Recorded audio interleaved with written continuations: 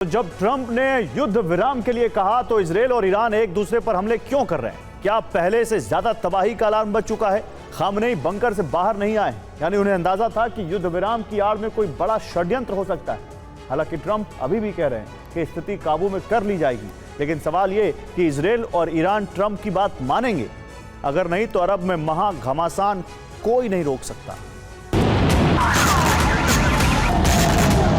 Trump ने cease fire का ऐलान तो कर दिया, लेकिन हमले रुके नहीं।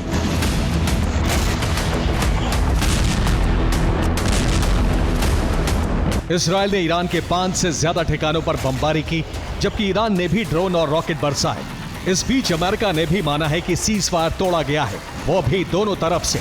अब युद्ध विराम कुछ घंटे भी नहीं चल पाया तो कैसे मान लिया जाए कि विध्वंस रुक जाएगा?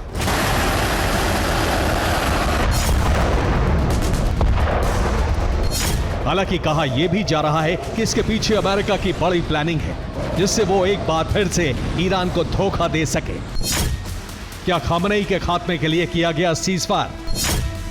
युद्ध विराम होते ही खामनेई बंकर से बाहर आ जाएं, जिसके बाद इजरायल हमला करके खामनेई का खात्मा कर दे।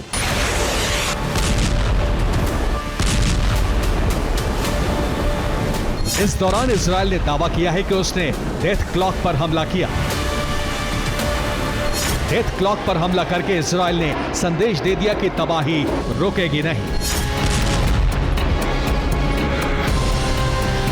जब तक खामनेई का खात्मा नहीं हो जाता, इजरायल इसी तरह हमले करता रहेगा।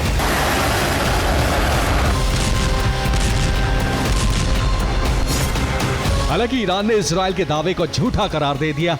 ईरान ने डेथ क्लॉक की तस्वीर भी जारी कर दी, जिसमें दिखाया गया है फिलिस्तीन चौक पर लगी डेथ क्लॉक पूरी तरह ठीक है। इजरायल ने हमला नहीं किया, अगर हमला किया भी होगा तो डेथ क्लॉक को नुकसान नहीं हुआ।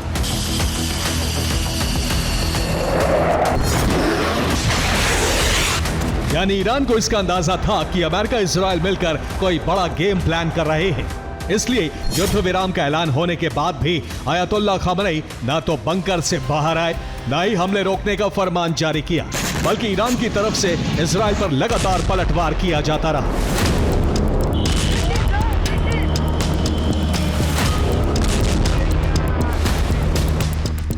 और ईरान में अभी भी डेथ क्लॉक सुरक्षित है, जिसका सीधा संदेश है कि ईरान इजरायल का वर्चस्व मिटा कर रहेगा, फिर चाहे युद्ध कितना भी लंबा क्यों ना खींचना पड़े।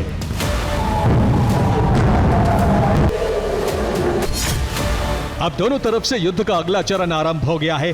दोनों ही देश टॉप लीडरशिप को खत्म करना चाहते हैं, इसलिए खामनेई के बंकर पर हमले की प्लानिंग की जा रही है, जबकि ईरान के प्रॉक्सी बेंजामिन नेतन्याहू पर हमला कर सकते हैं।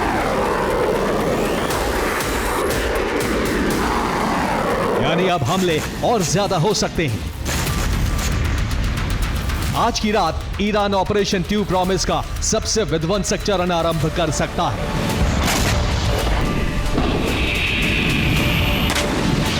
जिसमें टारगेट पर इजरायल का न्यूक्लियर ठिकाना डिमोना हो सकता है।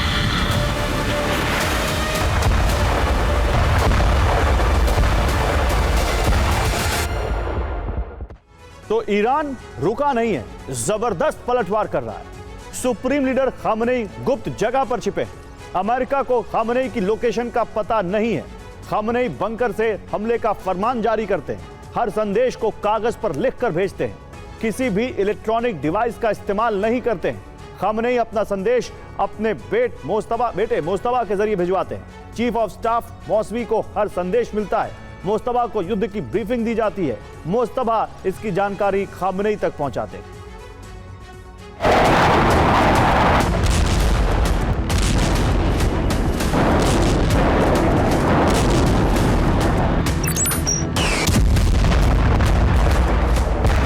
अमेरिका और इजरायल मिलकर खामनेई को अपनी चाल में फंसाना चाहते थे,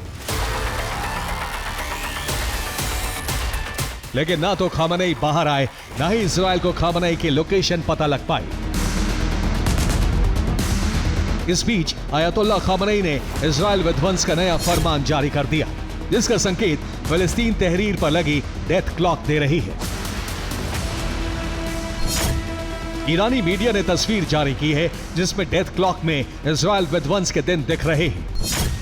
इजराइल के खात्मे के 5,569 दिन बाकी हैं, जो करीब 15 साल के आसपास हैं। यानी 2040 तक खामनेई ने इजराइल के खात्मे का ऐलान किया हुआ है। 2015 में खामनेई ने डेथ क्लॉक को फिलिस्तीन तहरीर पर लगवाया था। तब यहूदी देश को 25 साल में तबाह करने का फरमान दिया था। डेथ क्लॉक पर इजराइल की तबाही के दिन घटते रहते हैं।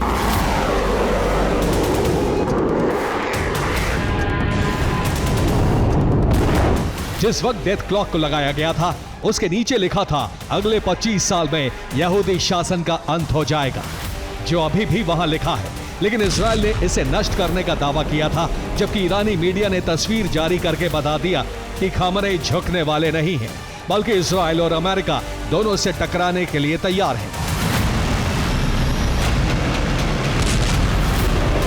हालात काफी गंभीर हो चुके हैं। ट्रंप के कहने के बावजूद दोनों देश सीज फायर तोड़ चुके हैं। हालांकि ट्रंप को अभी भी उम्मीद है कि मध्य पूर्व में हालात सुधरेंगे।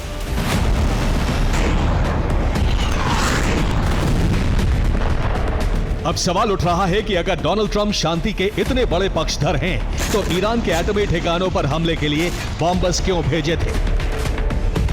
इजराइल को पहले ही हमले करने से रोक सकते थे, लेकिन अमेरिका ने हमला करके ईरान के साथ धोखा किया, जिससे खामनेई बौखला गए हैं। अब तमाम इस्लामिक मुल्कों को इकट्ठा करके इसे धर्म युद्ध में बदल सकते हैं।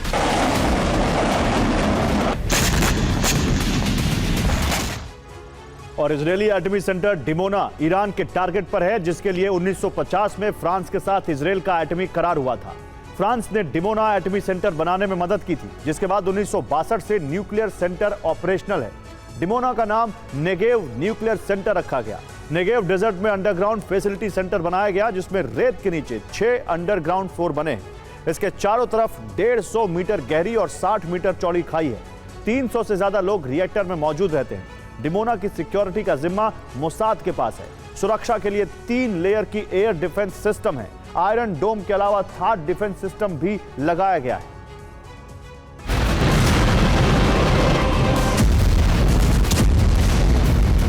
अगर अमेरिका की बात सही है कि उसने ईरान के फोर्दो, इस्फहान और नतांज को पूरी तरह तबाह कर दिया, तो वहां रखा यूरेनियम कहां गया? कहीं ऐसा तो नहीं एनरिच्ड यूरेनियम पर इजराइल ने कब्जा कर लिया हो? अगर ऐसा हुआ तो ईरान बड़े संकट में घिर सकता है।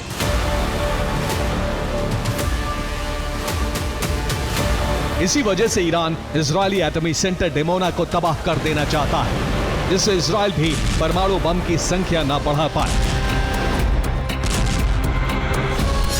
डिमोना इजराइल का सबसे बड़ा एटमी सेंटर है, जहां लगातार प्लूटोनियम 239 का संवर्धन किया जाता है। नेचुरल यूरेनियम को लिथियम 6 में बदला जाता है, जिसके बाद सॉलिड लिथियम 6 से थर्मोन्यूक्लियर हथियारों का प्रोडक्शन किया जाता है। खामनेई परमाणु ठिकाने पर हमला करके युद्ध को बराबरी पर लाना चाहते हैं, लेकिन वो जानते हैं कि युद्ध लंबा खींचेगा। इसलिए ईरान को लंबे समय तक युद्ध के लिए तैयार करना उनकी जिम्मेदारी है।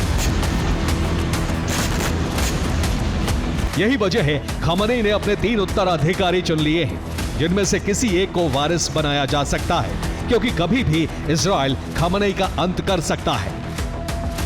हालांकि अभी तक वारिस के नाम का ऐलान नहीं किया गया है, लेकिन 3 करीबी नेताओं के जरिए ईरान की शासन व्यवस्था संभाली जा रही है, जबकि उत्तराधिकारी के तौर पर 2 नाम फिर सामने आए हैं। अयतुल्ला खामनेई के बेटे मुस्तफा खामनेई और दूसरा नाम है हसन खोमेनी। मुस्तफा खामनेई इस वक्त ईरानी सेना और प्रॉक्सी गुटों को कमांड कर रहे हैं, जबकि हसन खोमेनी ईरान के मुस्लिम धर्म गुरु हैं, जो ईरान क्रांति के जनक अयतुल्ला रुहुल्लाह खोमेनी के पोते हैं। Bureau report, TV9 Bharatvarsh.